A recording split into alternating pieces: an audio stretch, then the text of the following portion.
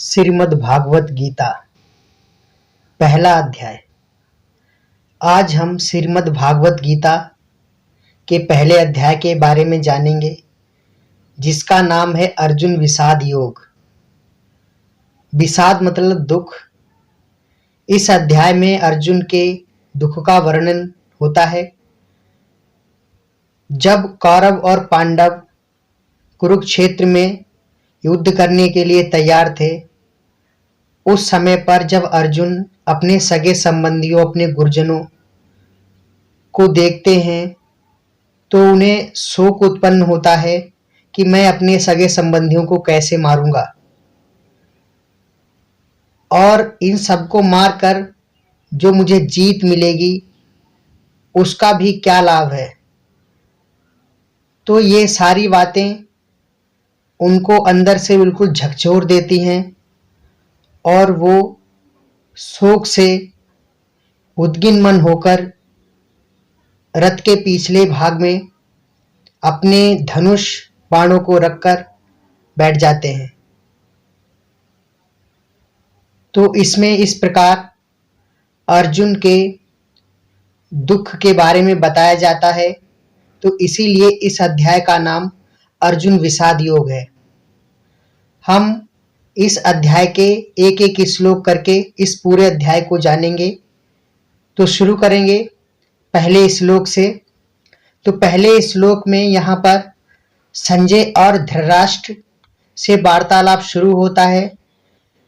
एक तरफ तो रणभूमि में कौरव और पांडव युद्ध की तैयारी कर रहे हैं, तो दूसरी तरफ इधर धृतराष्ट्र और संजय घर पर बैठे हुए हैं। धृतराष्ट्र आंखों से अंधे हैं, उन्हें दिखाई नहीं देता है, और जबकि संजय को देव दृष्टि मिली है तो संजय घर बैठे ही युद्ध का सारा हाल जान सकते हैं। तो इसीलिए धृतराष्ट्र जो हैं संजय से युद्ध का हाल चाल जानने के लिए संजय से पूछते हैं और संजय से पहला सवाल करते हैं। तो धृतराष्ट्र कहते हैं, धृतराष्ट्र बोले, हे संजय, धर्म भूमि कुरुक्षेत्र में एकत्रित युद्ध की इच्छा वाले मेरे और पांडवों के पुत्रों ने क्या किया। इस पहले श्लोक में धृतराष्ट्र संजय से पूछते हैं कि जो मेरे पुत्र हैं और जो पांडवों के पुत्र हैं उन्होंने क्या किया। संजय बोले, उस समय राजा दुर्योधन ने व्यूह रचना युक्त पांडवों की सेना को देखकर और द्रोणाचार्य जी के पास जाकर यह वचन कहा। संजय धृतराष्ट्र को बताते हैं कि पहले दुर्योधन ने पांडवों की सेना को देखा और फिर वो द्रोणाचार्य जी के पास जाकर यह वचन कहा। हे आचार्य, आपके बुद्धिमान शिष्य द्रुपद पुत्र धृष्टद्युम्न द्वारा व्यूहकार खड़ी की हुई पांडवों पुत्रों की इस बड़ी भारी सेना को देखिए। दुर्योधन द्रोणाचार्य से कहते हैं कि जो पांडवों की ये विशाल सेना है इसको देखिए। इस सेना में बड़े बड़े धनुष वाले तथा युद्ध में भीम और अर्जुन के समान शूरवीर सात्यकी और विराट तथा महारथी राजा द्रुपद, धृष्टकेतु और चेकतान तथा बलवान काशीराज, पुरजित, कुंती भोज और मनुष्यों में श्रेष्ठ सेव, पराक्रमी युधामन्यु तथा बलवान उत्मौजा, सुभद्रा पुत्र अभिमन्यु एवं द्रौपदी के पांचों पुत्र, ये सभी महारथी हैं। दुर्योधन द्रोणाचार्य जी से कह रहे हैं कि पांडव पुत्रों की सेना में जितने भी योद्धा हैं, चाहे वो भीम हो, अर्जुन हो और बहुत सारे योद्धा, वे सबके सब महारथी हैं। हे ब्राह्मण श्रेष्ठ, अपने पक्ष में जो प्रधान हैं उनको आप समझ लीजिए। आपकी जानकारी के लिए मेरी सेना के जो सेनापति हैं उनको बतलाता हूँ।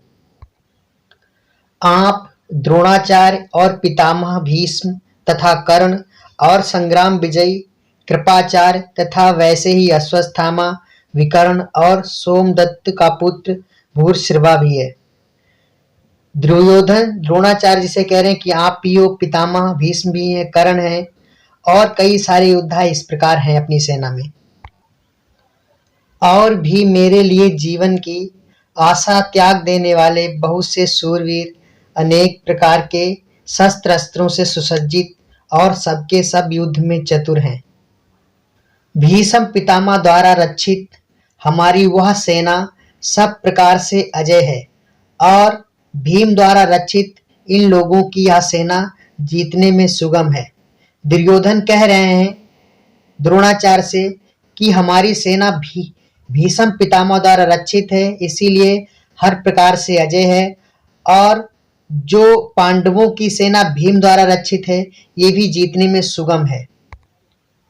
इसलिए सब मोर्चों पर अपनी अपनी जगह स्थित रहते हुए आप सभी निसंदेह भीष्म पितामह की ही सब ओर से रक्षा करें। दुर्योधन अपने योद्धाओं से कह रहे हैं कि सब लोग अपनी अपनी जगह स्थित रह के भीष्म पितामह की रक्षा करें। कौरवों में वृद्ध बड़े प्रतापी पितामह भीष्म ने उस दुर्योधन के हृदय में हर्ष उत्पन्न करते हुए उच्च स्वर से सिंह की दहाड़ के समान गरजकर शंख बजाया। कौरवों की सेना में जो भीष्म पितामह थे उन्होंने शेर के समान दहाड़ करके शंख बजाया। इसके पश्चात शंख और नगाड़े तथा ढोल मृदंग और नरसिंगे आदि बाजे एक साथ ही बज उठे। उनका वह शब्द बड़ा भयंकर हुआ। जब भीष्म पितामह ने शंख बजाया तो इसके बाद शंख और जो नगाड़े थे वो एक साथ बज उठे और इससे बड़ा ही शोर उत्पन्न हुआ। इसके अनंतर सफेद घोड़ों से युक्त उत्तम रथ में बैठे हुए श्री कृष्ण महाराज और अर्जुन ने भी अलौकिक शंख बजाए। जब कौरवों की सेना से भीष्म पितामह ने शंख बजाया उसके बाद जो सफेद घोड़ों से युक्त रथ में बैठे हुए भगवान श्री कृष्ण और अर्जुन थे उन्होंने भी अलौकिक शंख बजाए। श्री कृष्ण महाराज ने पंचजन्य नामक, अर्जुन ने देवदत्त नामक और भयानक कर्म वाले भीमसेन पौंड्र नामक महाशंख बजाया। कुंती पुत्र राजा युधिष्ठिर ने अनंत विजय नामक और नकुल तथा सहदेव ने सुघोष और मणिपुष्पक नामक शंख बजाए। श्रेष्ठ धनुष वाले काशीराज और महारथी शिखंडी एवं धृष्टधुम्र तथा राजा विराट और अजय सातकी, राजा द्रुपद एवं द्रौपदी के पांचों पुत्र और बड़ी भुजा वाले सुभद्रा पुत्र अभिमन्यु, इन सभी ने हे राजन सब ओर से अलग अलग शंख बजाए और उस भयानक शब्द ने आकाश और पृथ्वी को भी गुंजाते हुए धृतराष्ट्र के यानी आपके पक्ष वालों के हृदय विदीर्ण कर दिए। संजय धृतराष्ट्र को बता रहे हैं कि जब पांडवों की सेना ने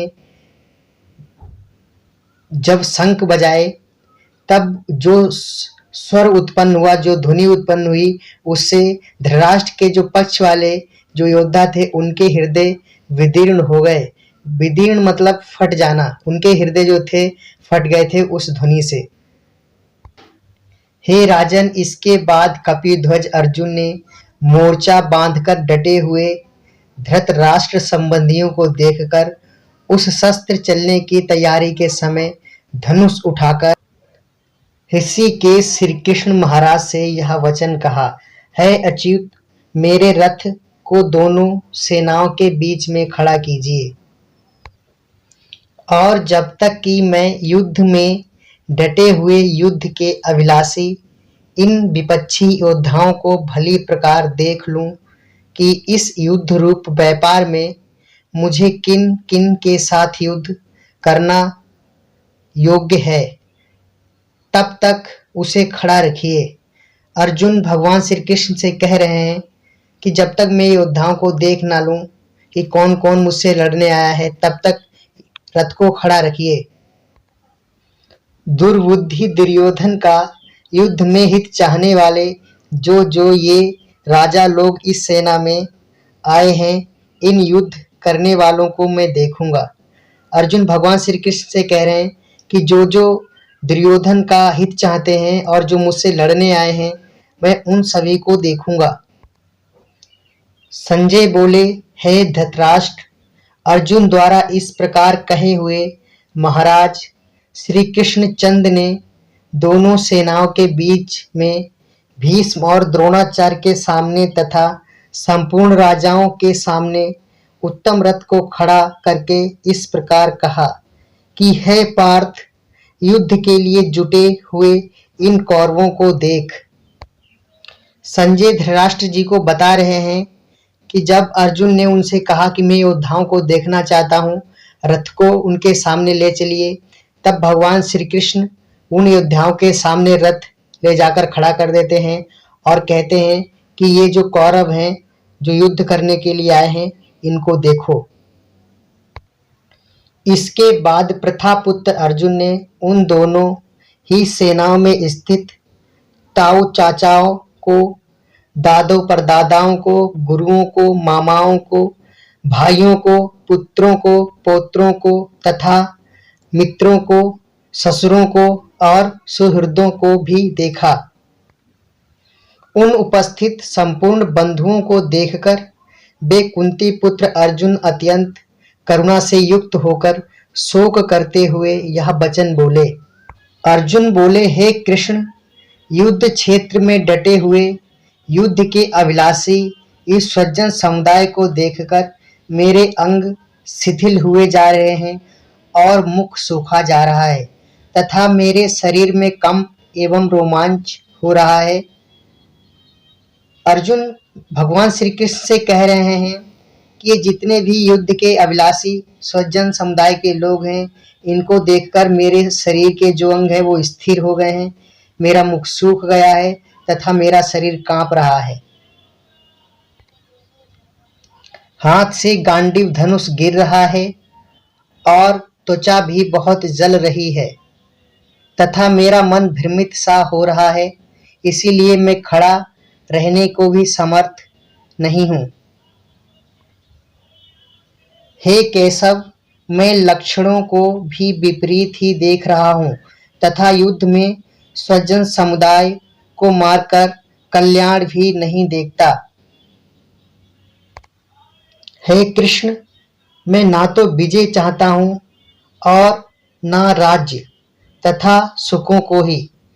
हे गोविंद, हमें ऐसे राज्य से क्या प्रयोजन है अथवा ऐसे भोगों से और जीवन से भी क्या लाभ है।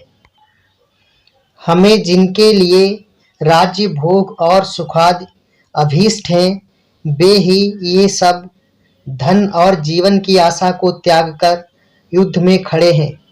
अर्जुन भगवान श्री कृष्ण से कह रहे हैं कि मैं ना तो विजय चाहता हूँ, ना तो सुख चाहता हूँ, और ऐसे जीवन से भी क्या लाभ। और वो कहते हैं कि जिनके लिए हम जो राज्य का सुख है, भोग है, जिनके लिए हम चाहते हैं, वही सब अपनी जीवन की आशा को त्याग करके हमसे युद्ध करने के लिए आए हुए हैं। हे मधुसूदन, मुझे मारने पर भी अथवा तीनों लोकों के राज्य के लिए भी मैं इन सबको मारना नहीं चाहता, फिर पृथ्वी के लिए तो कहना ही क्या है। अर्जुन भगवान श्री कृष्ण से कह रहे हैं, यदि मुझे तीनों लोगों का राजा बना दिया जाए तब भी मैं इन योद्धाओं को नहीं मारूंगा, अपने सगे संबंधियों को नहीं मारूंगा, फिर केवल पृथ्वी की तो बात ही क्या है। हे जनार्दन, धृतराष्ट्र के पुत्रों को मारकर हमें क्या प्रसन्नता होगी। इन आतताइयों को मारकर तो हमें पाप ही लगेगा।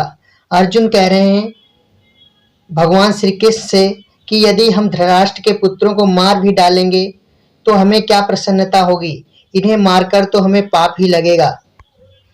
अतएव है माधव, अपने ही बांधव धृतराष्ट्र के पुत्रों को मारने के लिए हम योग्य नहीं हैं, क्योंकि अपने ही कुटुंब को मारकर हम कैसे सुखी होंगे। यद्यपि लोभ से भ्रष्टचित्त हुए ये लोग कुल के नाश से उत्पन्न दोष को और मित्रों से विरोध करने में पाप को नहीं देखते, तो भी है जनार्दन, कुल के नाश से उत्पन्न दोष को जानने वाले हम लोगों को इस पाप से हटने के लिए क्यों नहीं विचार करना चाहिए।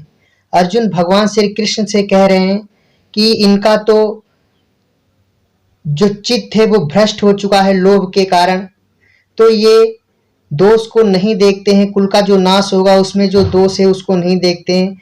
लेकिन हम लोग तो इस बात को जानते हैं, तो हम लोगों को इससे पीछे हटने का विचार क्यों नहीं करना चाहिए। कुल के नाश से सनातन कुल धर्म नष्ट हो जाते हैं। धर्म के नाश हो जाने पर संपूर्ण कुल में पाप भी बहुत फैल जाता है।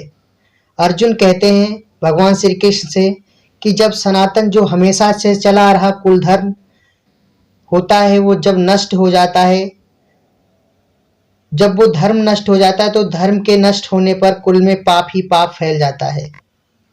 हे कृष्ण, पाप के अधिक बढ़ जाने से कुल की स्त्रियां अत्यंत दूषित हो जाती हैं, और हे वर्षेण्य, स्त्रियों के दूषित हो जाने पर वर्ण संकर उत्पन्न होता है। अर्जुन भगवान श्री कृष्ण से कह रहे हैं कि जब अधिक पाप बढ़ता है तो कुल की स्त्रियां दूषित हो जाती हैं, और उनसे जो संतानें उत्पन्न होती हैं वो वर्ण संकर होती हैं, उनमें वर्ण संकर उत्पन्न होता है। वर्ण संकर मतलब एक दोगलापन, दोगली औलाद, यानी कि जो सनातन से जो गुण चले आ रहे हैं, जो ज्ञान चला आ रहा है, उससे विपरीत संतान उत्पन्न होती है। वर्ण संकर कुल घातियों को और कुल को नरक में ले जाने के लिए ही होता है। लुप्त हुई पिंड और जल की क्रिया वाले अर्थात श्राद्ध और तर्पण से वंचित इनके पितर लोग भी अधोगति को प्राप्त होते हैं। अर्जुन भगवान श्री कृष्ण से कह रहे हैं कि ये जो वर्ण संकर वाले कुल घाती हैं, कुल को नष्ट करने वाले जो लोग होते हैं, ये कुल को नरक में ले जाने के लिए ही होते हैं। और इनके जो पूर्वज होते हैं जब वो मरते हैं तो उन्हें जो पिंड क्रिया होती है उनके लिए की जाती है। ब्राह्मणों को जो भोजन कराया जाता है और जो श्राद्ध जो कराया जाता है उससे उनके पितर लोग जो होते हैं वो वंचित रह जाते हैं, क्योंकि इन कुलघातियों को पता ही नहीं होता है कि ये सारी क्रियाएं होती हैं, क्योंकि ये तो कुल से अलग ज्ञान के होते हैं, कुल से अलग आदत के होते हैं, अलग विचार के होते हैं, तो इन्हें तो पता ही नहीं होता है कि क्या क्या क्रियाएं होती हैं। तो इस प्रकार इनके पितर लोग भी अधोगति को यानी कि नरक में जाते हैं। इन वर्ण संकर कारक दोषों से कुल घातियों के सनातन कुल धर्म और जाति धर्म नष्ट हो जाते हैं। ये जो वर्ण संकर, ये जो दोगले लोग होते हैं, इनके दोषों से कुल घातियों के जो सनातन धर्म होते हैं, जो हमेशा से उनका धर्म चला आ रहा था, वो भी नष्ट हो जाता है और उनका जाति धर्म भी नष्ट हो जाता है। हे जनार्दन, जिनका कुल धर्म नष्ट हो गया है, ऐसे मनुष्यों का अनिश्चित काल तक नरक में वास होता है, ऐसा हम सुनते आए हैं। अर्जुन कह रहे हैं कि हम ऐसा सुनते आए हैं कि जिन लोगों का कुल धर्म नष्ट हो जाता है वो अनिश्चित काल तक नरक में रहते हैं। हाँ, शोक, हम लोग बुद्धिमान होकर भी महान पाप करने को तैयार हो गए, जो राज्य और सुख के लोभ से स्वजनों को मारने के लिए उद्यत हो गए हैं। अर्जुन कहते हैं कि हमारे जो विपरीत योद्धा हैं वो तो नहीं जानते हैं सही क्या है गलत क्या है, लेकिन हम लोग तो बुद्धिमान हैं। हम लोग बुद्धिमान होते हुए भी अपने जो सगे संबंधी हैं उनको मारने के लिए तैयार हो गए हैं। यदि मुझ शस्त्र रहित एवं सामना न करने वालों को शस्त्र हाथ में लिए हुए धृतराष्ट्र के पुत्र रण में मार डालें तो वह मरना भी मेरे लिए अधिक कल्याणकारक होगा। अर्जुन कह रहे हैं कि मेरे हाथ में तो कोई शस्त्र नहीं है, और यदि मेरा कोई शत्रु हाथ में शस्त्र लिए हुए मुझे मार भी डालता है तो मैं समझता हूं वो भी मेरे लिए कल्याणकारक होगा। संजय बोले, रणभूमि में शोक से उद्गिन मन वाला अर्जुन इस प्रकार कहकर बाण सहित धनुष को त्याग कर रथ के पिछले भाग में बैठ गया। अब ये संजय जो हैं धृतराष्ट्र को सारी बातें बता रहे हैं कि अर्जुन क्या क्या भगवान श्री कृष्ण से कह रहे हैं। तो संजय बता रहे हैं कि रणभूमि में अर्जुन शोक से उनका जो मन होता है विचलित हो जाता है, चिंतित हो जाता है। तो चिंतित मन वाले जो अर्जुन हैं वो ये सारी बातें कहने के बाद अपने धनुष को, बाण को रख करके रथ के पिछले भाग में बैठ जाते हैं। तो इस प्रकार संजय धृतराष्ट्र को सारी बातें बता रहे हैं जो युद्ध के टाइम पर चल रही हैं। तो इस प्रकार अर्जुन को शोक होता है, दुख होता है, क्योंकि वे समझते हैं कि जब मैं अपने सगे संबंधियों को ही मार डालूंगा, उसके बाद में मुझे जब जीत मिलेगी तो उसका क्या लाभ होगा। यदि हमारा ये वीडियो आपको पसंद आया है तो वीडियो को लाइक करें, कमेंट करें, और यदि आपकी आत्मा कहती है तो हमारे चैनल को सब्सक्राइब करके हमें मोटिवेट भी करें।